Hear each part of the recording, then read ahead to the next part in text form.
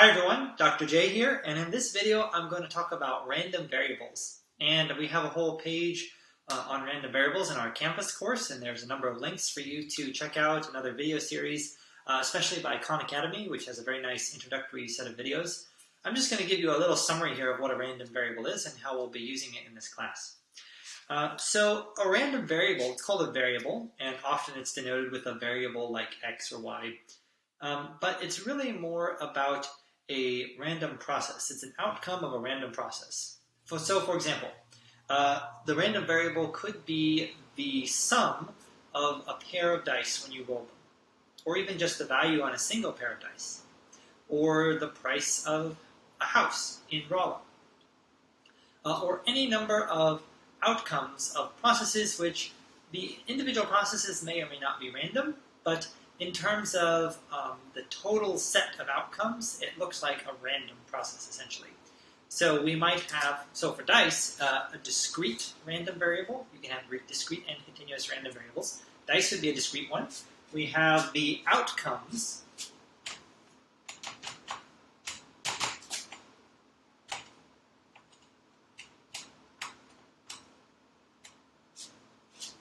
One, two, three, four, 5, and 6, of course. Flipping a coin would be another discrete random variable where we have heads or tails. Now, random variables, they're an outcome of a random process, and they have probabilities associated with them. So, for example, flipping a coin, a fair coin is 50% chance of getting heads, 50% chance of getting tails. So 50% is the probability associated with the outcome of getting heads, and also the probability associated with the outcome of getting tails. For fair dice, it's the same way. So if we have a fair dice and we roll it, we have 6 possible outcomes, and the probability, again, for a fair dice is 1/6. 6 possible outcomes, one of them has to be selected for a fair dice, and so we have a probability of 1/6 associated with each one of these outcomes. Dice and coins and drawing balls out of hats and things like that, those are all examples of discrete random variables. Other types of discrete random variables might be categorical data, but there's also continuous random variables. So a continuous random variable, an example of a continuous random variable, might be the price of a house in Rolla. And in Rolla, it's pretty affordable housing, so we might have houses at a whole range of prices. There's not necessarily a discrete set of prices. Obviously, usually they're at an even dollar value, but on a number line, you could write this as a continuous random variable, or a random variable with a continuous set of outcomes. So anywhere on this line from 100,000, 200,000, 300,000, could be higher, could be less, down to 0. So all the outcomes have to be positive, obviously, but there's essentially a continuous set. It's not a discrete set of values. And there's our probabilities associated with each one of these sets. So in Rolla, and I don't actually know what the statistics are for Rolla, but maybe it would look something like this, where we have I'm going to draw the probabilities in a different color. And what I've drawn here is a continuous curve which represents probability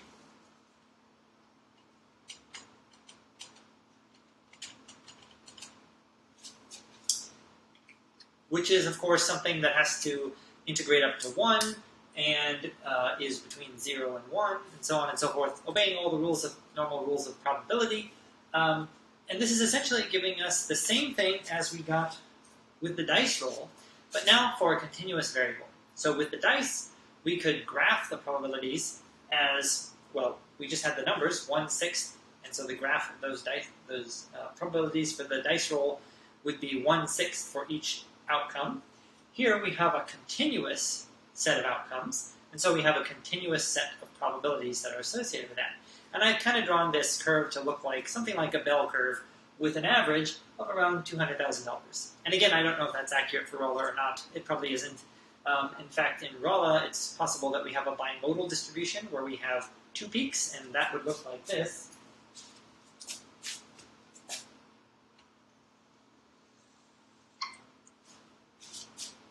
So we might actually have kind of a group of houses that have lower prices and a group of houses that have higher prices, and so forth.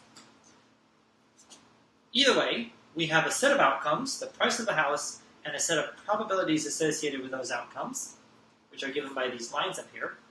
And the probabilities would be, in this case, in the case of housing prices, would be associated with the total number of houses that are for sale or that have value in the town of Rolla, and what the associated values or sale prices of those houses would be. So that's one example of a continuous random variable. Now, we're looking at this as a whole distribution, right? But if we took a specific example, if we took one house, let's say my house has a particular value, and let's just say it's right here on the plot.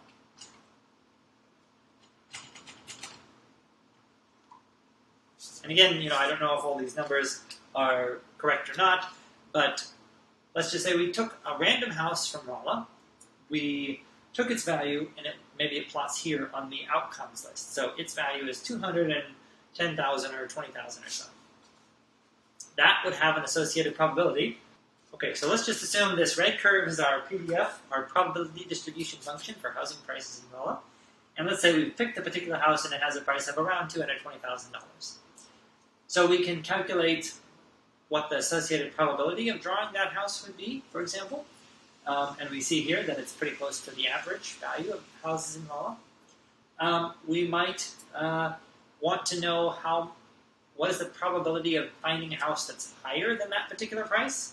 And in that case, we would just take the integral, or the area under the curve, of this whole PDF that's above. Same thing if we want to know how many houses would be, what's the probability of getting a house that's less than that cost, we would take the area of the curve that's less than that particular outcome. If we wanted to actually get the probability of this exact number, let's say this was $221,365. The probability of an exact number is 0.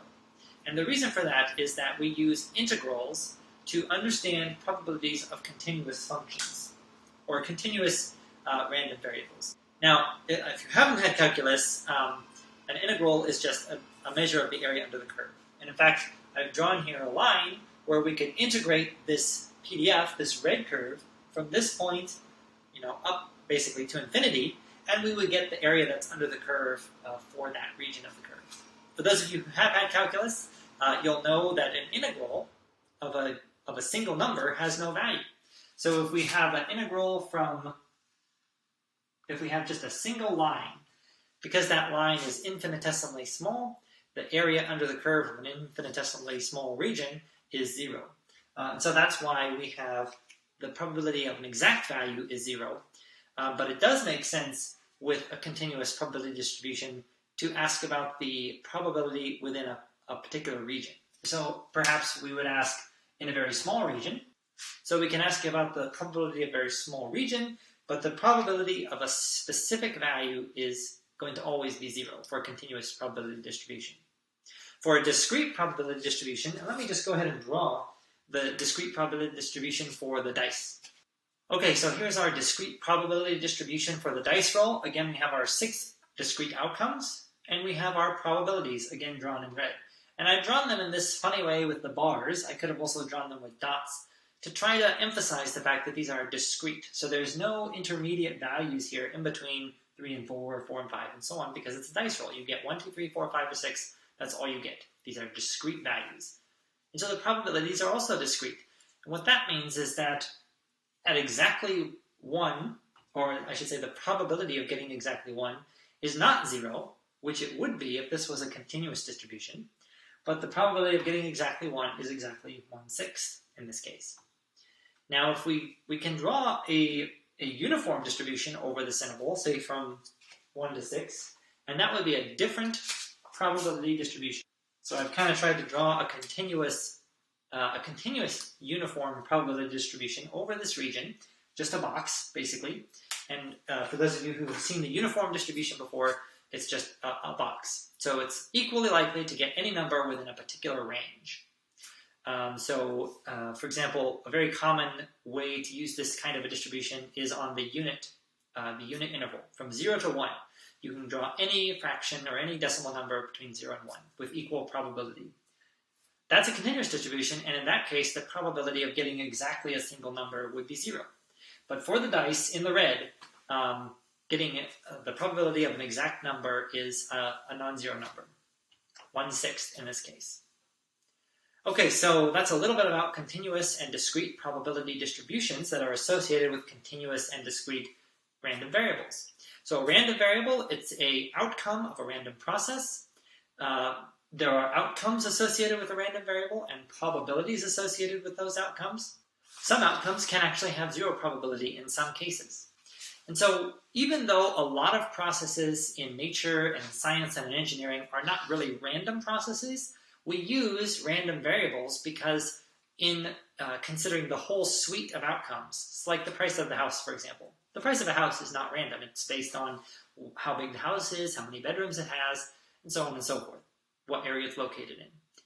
But if you take a whole group of houses in the whole town of Rolla, all of them together behave essentially kind of like a random process. And so that's why we use random variables and probability distributions to describe their distribution and to work with them. So for example, there are industries that try to predict housing price based on a number of variables such as number of rooms of a house and so on and so forth. And you can actually do that based on the rules of random variables and probability theory. Okay, so I think that's about all I wanted to say about random variables for now. Go ahead and go through the series of videos from Khan Academy that I have posted on Canvas. Then I will see you in the next video.